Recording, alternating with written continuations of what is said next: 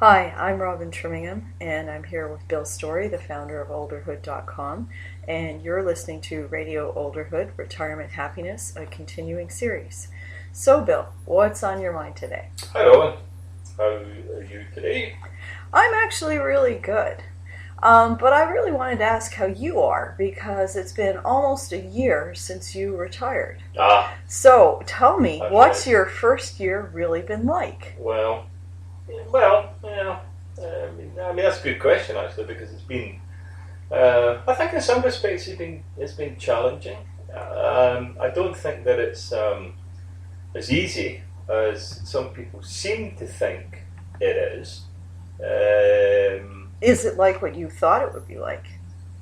Um, well, in some respects, yes, because one of the great things has been the advent of olderhood, particularly the Olderhood International Club, where I've got to know hundreds actually of men and women around the world on a very close personal basis, albeit online, but nonetheless.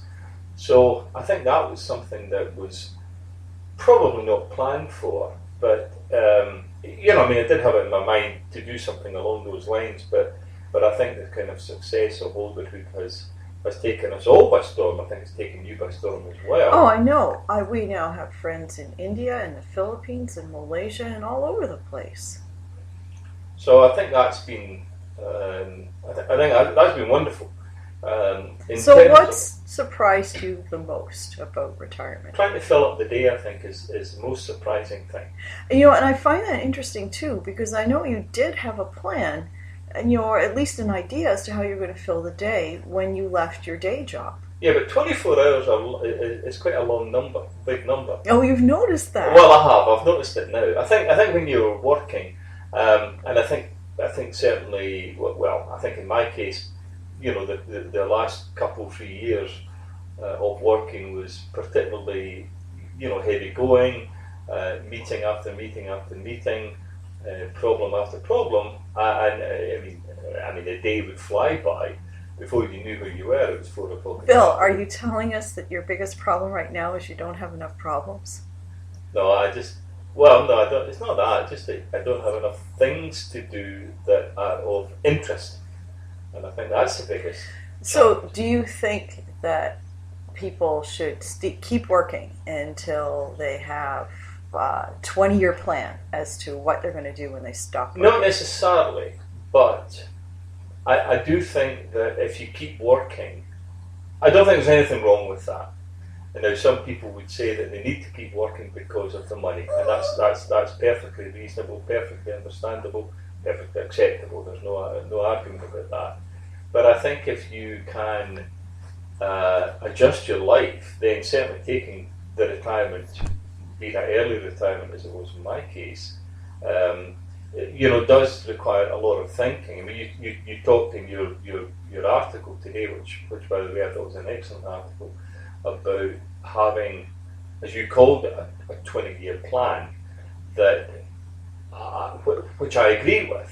Now, when I actually really didn't elaborate on what I think about that, because what I think about that is the way I've thought about all of my life up to this point. I've always been a person who thought that the journey was more important than the destination. So I would decide in my mind, okay, this is a job I would like to have, or this is a situation I want to have. But I never really worry about, if I reach a fork, will I reach a fork in the road where I have to make a decision or I have to make a change? Yeah. And I think that's one of the things that we should, share with everybody, is that I think it's really important to have an idea in your mind as to what you are going to do with yourself, how are you going to fill all your time, so that your choices become your own. It's one thing to say, oh, well, I'm really busy, I'm always looking after the grandkids, but did you ever really decide to do that? Or is that something that people just kept handing you children until it became your full-time job? Well, I think that, I think it goes back to your point about the 20-year plan. I mean, if a person is 65, and God willing and health-wise, etc., they're going to live for 20 years to they're 85 or older, then clearly, the plan would have a lifespan of 20 years. I think the way to look at that, certainly the way that I think I've looked at it, is I don't think I'm smart enough to develop or project out for 20 years. I don't think that's possible. Certainly not possible in my case.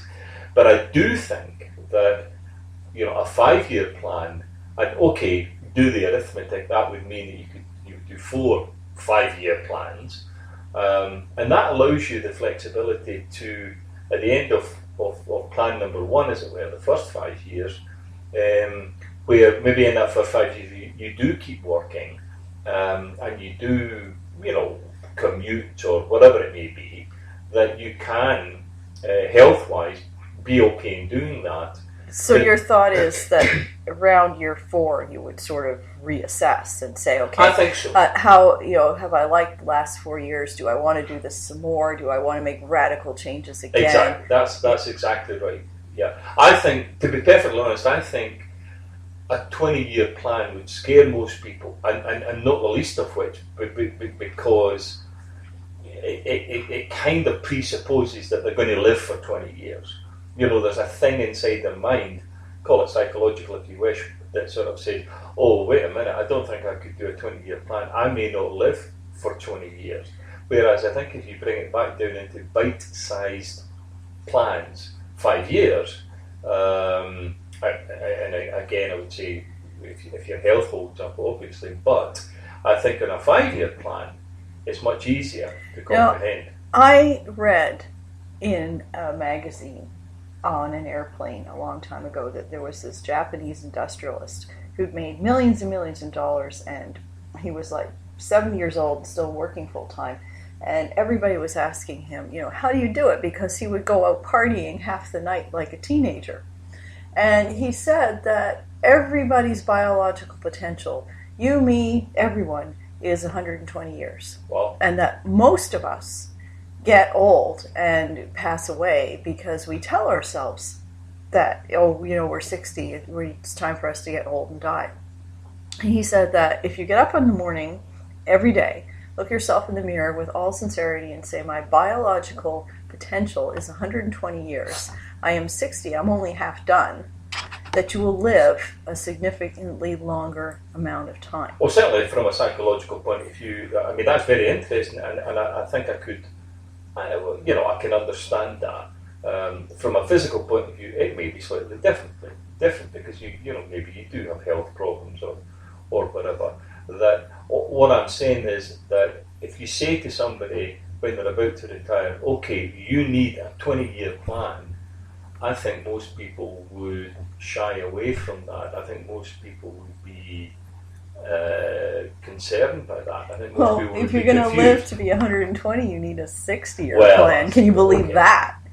I know. I'm making a joke, but I take your point. I think it's a good idea to decide what you really want to do, where your heart is at. What's the thing that you've been waiting all this time to do, and then to embark on it and sort of reassess as you go along. Well, look at it another way, briefly, is that if you look back to 5 years ago, what were you doing 5 years ago? What were you doing 10 years ago? And how has your lifestyle changed from 10 years ago to today? Oh, dramatically. From 5 years ago to today? Well, if that's true, and I think in most people's case it will be true, then go the opposite way, add on 5, add on 10, and then I think you begin to realise that you are going to have or should have 5-year plans. Sounds like a good place to stop for today. Cool. Don't forget to check out our Facebook page, www.facebook.com, olderhoodcom, and we'll see you again next week. Bye. Take care, everybody. Thank you. Bye.